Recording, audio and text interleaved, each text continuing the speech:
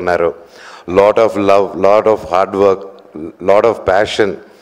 And director గారు అన్నట్టు ఎంతోమంది ఇది సక్సెస్ ఇస్తే ఆయన ఒక్కరి సక్సెస్ కాదు, ఆయన నమ్మి ఆయన మీద డబ్బు పెట్టి ఆయన కష్టం లేకుండా ఆయన ఒక డ్రీమ్ని నమ్మిన ఆయన ఫ్రెండ్స్కి, ఆయన ఫ్యామిలీ మెంబర్స్కి, ప్రతి ఒక్కరికి హ్యాట్స్ ఆఫ్. ఈ రోజుల్లో ఒక సినిమా అవ్వాలంటే అంత ఈజీ కాదు. దూరపు కొండలు నునుపు అంటారు, అలాగే ఏ చెట్టుగా గాలి అంటారు. అది నమ్ముతాను నేను. సినిమా వాళ్ళని ఈజీగా సినిమా వాళ్ళే అనేసి ఈజీగా అంటారు, కానీ లేదండి. దాని వెనకాల ఎంతో కష్టాలు, ఎంతో సాక్రిఫైస్లు, ఎన్నో ఫైనాన్షియల్ స్ట్రెస్లు, ఎన్నో ఉడుగుదొడుగులు అన్నీ దాటుకొని వస్తేనే ఈరోజు ఇలాంటి ఒక స్టేజ్ మీద ఇలా అందరూ నిలబడి ఒక కుటుంబంగా సెలబ్రేట్ చేయగలుగుతారు. And finally after all those struggles ఈరోజు ఈ స్టేజ్ ఎక్కారంటే ఆబ్వియస్లీ సగం సక్సెస్ కొట్టారు. ఇంకా సూపర్ డూపర్ హిట్టే మిగిలింది మీకు. God bless you guys. And Rohit గారి గురించి చెప్పాలంటే ఫస్ట్ నుంచి ఎప్పుడూ ఒక డిఫరెంట్ కైండ్ ఆఫ్ ఫిల్మ్స్ తీయాలని తపన.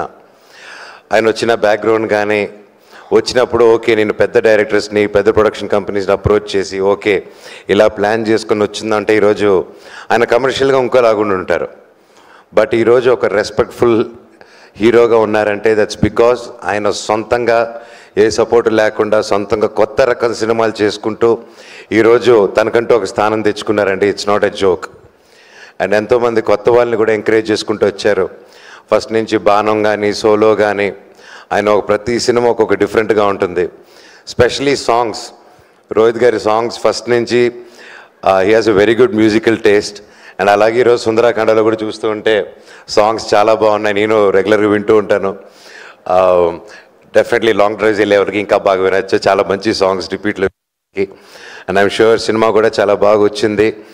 అండ్ ఈ మధ్య ఓటీటీలకు వచ్చాక చూద్దామని ఉంటుంది, కానీ లేదండి. ఎంటర్టైన్మెంట్ అనే సినిమా, ఫర్ ఎగ్జాంపుల్ ఇందాక చెప్పినట్టు సంక్రాంతి వస్తుంది సినిమాకి, అందరూ థియేటర్లో కూర్చొని నవ్వుకుంటే ఎంత బాగుంది. అదే సినిమా ఒక్కడే కూర్చొని నవ్వుకుంటూ ఉంటే వాటి పిచ్చి పట్టింది అనుకుంటారు. సో అందుకే 10 మందితో చూసి ఎంజాయ్ చేద్దాం.